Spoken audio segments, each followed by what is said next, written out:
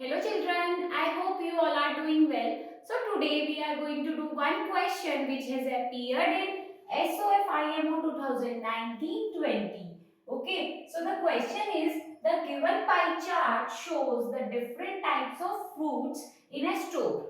The total number of fruits in the store is 1080. If a fruit is selected at random, then यहाँ पे आपको दो parts में question दिया गया है. फर्स्ट पार्ट में आपको क्या फाइंड करना है? Find the probability that the selected fruit is an apricot. Okay, and B part में आपको क्या करना है? Find the probability that the selected fruit is kiwi. तो यहाँ पे आपको एक पाई चार्ट दिया हुआ है, वहां पे आपको सारे फ्रूट्स का अलग अलग यहाँ पे एंगल गिवन है एंड रेशियो दिख रहा है आपको कि कैसे कैसे डिवाइडेड है एंगल के अकॉर्डिंग. ठीक है, यहाँ पे आपको ऑप्शंस ए और बी पार्ट्स के लिए इस तरीके से दिए गए हैं, ए बी सी डी. तो अब आपको क्या करना है? सबसे पहले देखो, सबसे पहले हमें पूछा है फर्स्ट पार्ट में the probability that the selected fruit is apricot.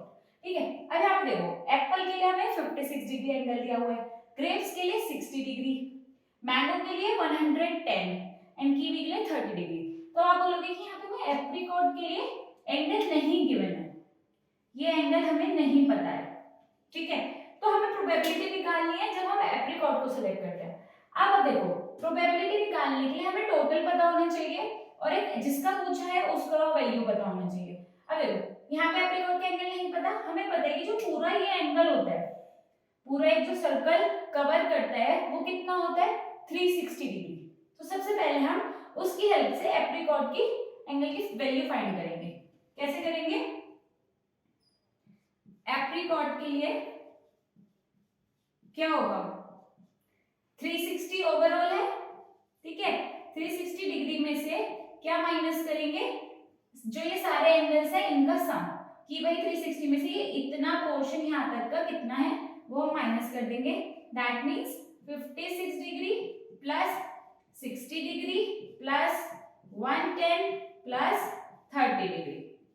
ठीक है, तो उससे आपको एप्रिकॉट के एंगल की वैल्यू पता चल जाएगी. तो अब हम इसको ऐड करते हैं, ये कितना हुआ? 110 प्लस 30 140.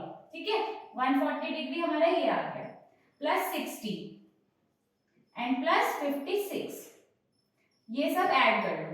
तो 6 और 4 10 एंड 5 15 एंड 1 256 आया हमारा. तो ये हमारा 360 डिग्री माइनस 256 डिग्री. ठीक है, यहां से अब इसकी वैल्यू फाइंड करो. 360 डिग्री माइनस 256, 10 में 6 गए 4, यहाँ पे 0 1, तो हमारा कितना आया? 104 डिग्री.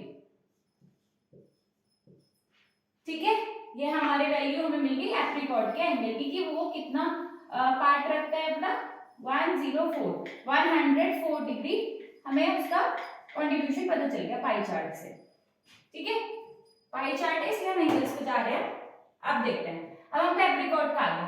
अब हम प्रोबेबिलिटी कैसे फाइंड करेंगे? प्रोबेबिलिटी ऑफ गेटिंग एप्रिकॉट या सेलेक्टेड, कुछ भी लिख सकते हो आप. ठीक है, जो भी क्वेश्चन के अकॉर्डिंग पूछा गया है. एप्रिकॉट तो कितना है एप्रिकॉट के लिए? 104. ठीक है, एंड डिवाइड में टोटल एंगल हमारा कितना है? टोटल 360 डिग्री, तो हम डिवाइड में लिखते हैं टोटल वैल्यू. ठीक है, अब आप इसको सॉल्व कर लो, थोड़ा सा सिंप्लीफाई कर लो. तो अगर हम इसे 8 से डिवाइड करें, ऊपर हमारा आएगा 8 1 जा 8 एंड यहाँ पे कितना 2, 8 3 जा 24 एंड नीचे 32 एंड 4 45. ठीक है, आपके डिवाइड करके 13/45 वैल्यू आ गई एप्रिकॉट की.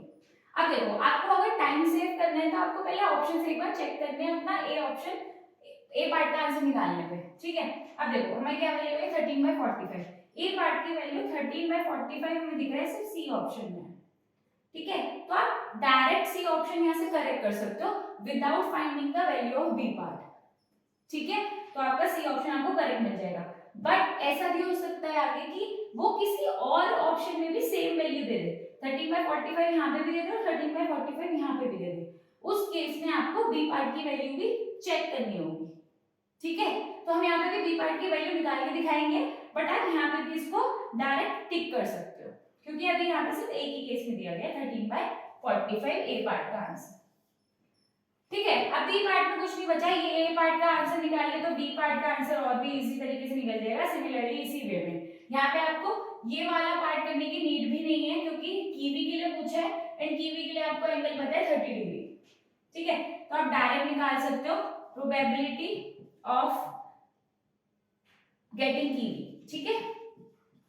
प्रोबेबिलिटी ऑफ गेटिंग कीवी क्या आएगा, सिंपल 30 डिग्री ऊपर आ जाएगा, हमें दिया हुआ है, और टोटल हमारा कितना है 360 डिग्री।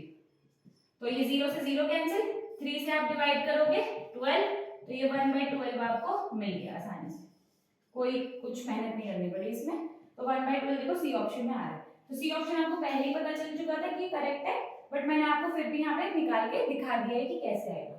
तो इसमें कुछ भी ऐसे हार्ड एंड फास्ट ट्रिक नहीं लग रही है, सिर्फ एंगल का कॉन्सेप्ट लग रहा है, टोटल एंगल का सम लग रहा है, और वहां से हम अपना आंसर निकाल पा रहे हैं। सो आई होप आपको ये आंसर समझ आया होगा। Thank you so much.